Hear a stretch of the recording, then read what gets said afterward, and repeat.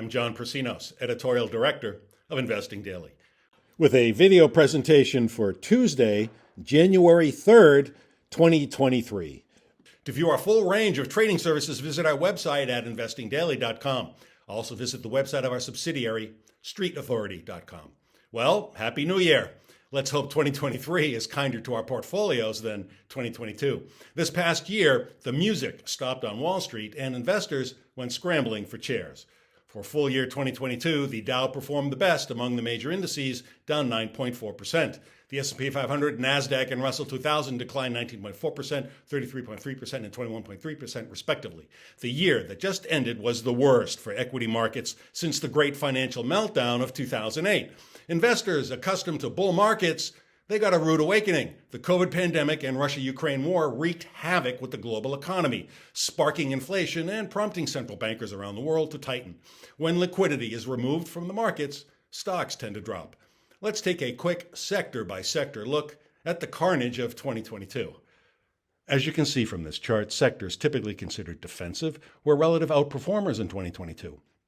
Aside from energy, which benefited from soaring oil and gas prices due to the Russia-Ukraine war and pandemic-caused imbalances, the three top-performing S&P 500 sectors for the year were utilities, minus 1.44%, consumer staples, minus 3.17%, and healthcare, minus 3.55%. Throughout this bear market, I have consistently recommended that you increase your exposure to these recession-resistant sectors. These sectors also serve as proven inflation hedges because they represent essential services and products that consumers need regardless of economic ups and downs, even if prices are rising. In 2022, value outperformed growth, which also stands to reason considering the difficult economic backdrop. That said, in the back half of the year, the economy could perk up as inflation continues to fall and the Federal Reserve perhaps eases up on tightening. In this context, more cyclical sectors such as industrials and consumer discretionary should outperform. Be sure to stay properly diversified in 2023 with a balance between defensive and cyclical plays. The same strategy applies to small cap stocks. Large cap names outperformed the small fry in 2022. Look at this chart comparing the small cap Russell 2000 versus the S&P 500 in 2022. But as economic headwinds dissipate in the latter part of this new year, small caps could pick up steam.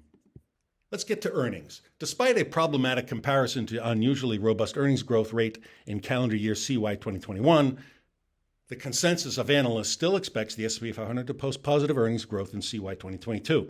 As of January 2nd, 2023, the estimated year-over-year earnings growth rate for CY 2022 is 5.1%. That's below the estimates of 9.1% on June 30 and 6.9% on September 30, but it's still not an earnings recession.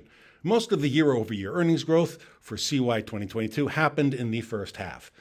An earnings decline of minus 2.8% is projected for the fourth quarter of 2022 as higher interest rates take their toll on businesses. Higher input costs due to inflation also are biting into corporate profits.